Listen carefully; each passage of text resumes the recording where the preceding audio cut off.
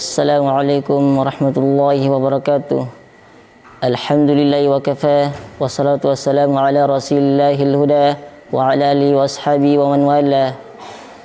Segala puji bagi Allah yang telah memberikan kepada kita nikmat yang begitu banyak yang tak seorang pun dapat menghitungnya. Di antara sekian nikmat Allah Subhanahu wa taala adalah nikmat iman dan Islam. Dengan keduanya kita meniti jalan Allah Subhanahu wa taala ini. Kaum muslimin rahimakumullah, saudara-saudaraku, di zaman semakin dekat dengan hari akhir ini, kita menyaksikan satu fenomena yang menimpa kaum muslimin, yaitu sebuah kenyataan bahwa sangat banyak di antara manusia yang mengakui beragama Islam, namun tidak memahami hakikat agama Islam yang dianunya, bahkan tingkah laku keseharian sangatlah jauh dari nilai-nilai Islam itu tersebut. Sangatlah menyedihkan tersebut. Banyak orang-orang Islam masa sekarang yang mulai meremehkan dan menyia-nyiakan salat. Ibnu Abbas berkata, menyia-nyiakan salat bukan berarti meninggalkan salat secara keseluruhan, akan tetapi mengakhirkan pelaksanaannya dari awal waktunya. Allah Subhanahu wa taala berfirman dalam Al-Qur'an, "Fawailul lil musallin," maka celakalah orang-orang yang salat, alladzina hum 'an salatihim sahun, yaitu orang-orang yang lalai terhadap salatnya. Quran surah Al-Maun ayat 4 sampai 5. Kaum muslimin rahimakumullah, marilah kita lihat penghuni neraka, khususnya penghuni Sakor, yaitu lembah yang berada di neraka Jahanam. Panasnya sangat menyengat dan azabnya sangat pedih. Allah mengabarkan dalam firman-Nya, "Ma salakakum fi Sakor?" Apa yang menyebabkan kamu masuk ke dalam neraka, yaitu Sakor. Qalu lam nakum minal musallin. Mereka menjawab, dahulu kami tidak termasuk orang-orang yang melaksanakan salat. Wa lam nakun nut'imul miskin, dan kami juga tidak memberikan makan orang miskin. Wa kunna nakhudhu ma'al khaidin, bahkan kami bisa berbincang tujuan yang batil bersama orang-orang yang membicarakannya. Wa kunna nukadzibu biyaumiddin, dan kami mendustakan hari pembalasan, hatta atanal yaqin, sampai datang kepada kami kematian. Kaum muslimin rahimakumullah, apabila seseorang meninggalkan salat secara sengaja, maka dia dianggap kafir. Menurut pendapat banyak ulama yang mendasarkan bahwa sabda Nabi SAW bersabda, bainar rajuli wa bainar syirki wal kufri tarkus salati. Pembatas antara seseorang dengan kesyirikan adalah meninggalkan salat. Kaum muslimin rahimakumullah, tak ada alasan bagi kita untuk meninggalkan salat. Abu Hurairah meriwayatkan bahwa seorang buta datang kepada Nabi.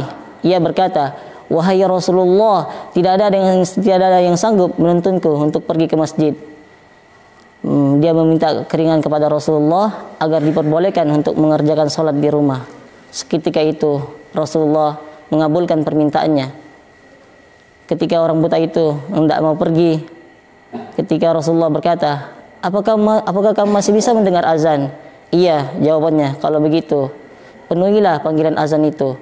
Sabda beliau, orang buta itu tidak diberikan huzur, padahal tidak ada seseorang yang menuntunnya untuk pergi ke masjid. Ini sangat menunjukkan betapa besarnya kedudukan salat untuk menjaganya, meski kondisi sulit sekalipun.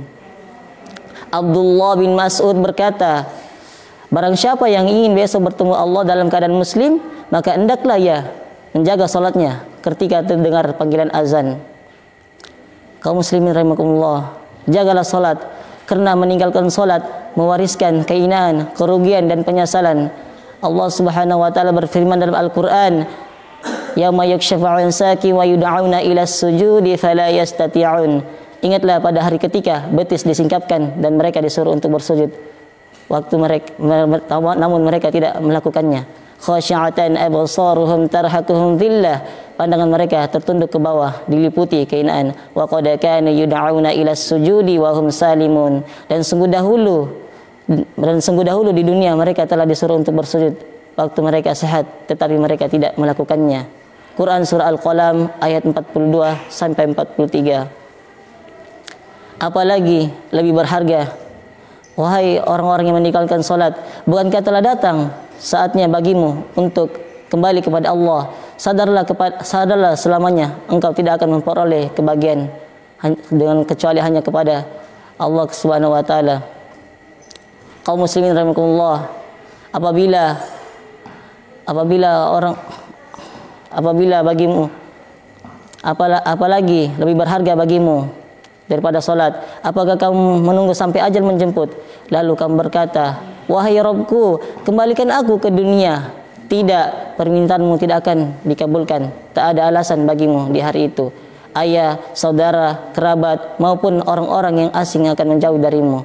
Di situ setan pun mulai jawab jujur. Innallaha wa'adakum wa'antukum fa'akhlaftukum. Sesungguhnya Allah telah menjanjikan kepadamu janji yang benar dan menyalahinya. Quran surah Ibrahim ayat 22. Saudara-saudaraku, jangan sampai setan memperdaya dan mempermainkanmu dengan menghiasi dunia dan seisinya. Summa hadza minni kafaitu huna kalami wa atlubu khulusa sidurikum ala lawatal afwi. Assalamualaikum warahmatullahi wabarakatuh.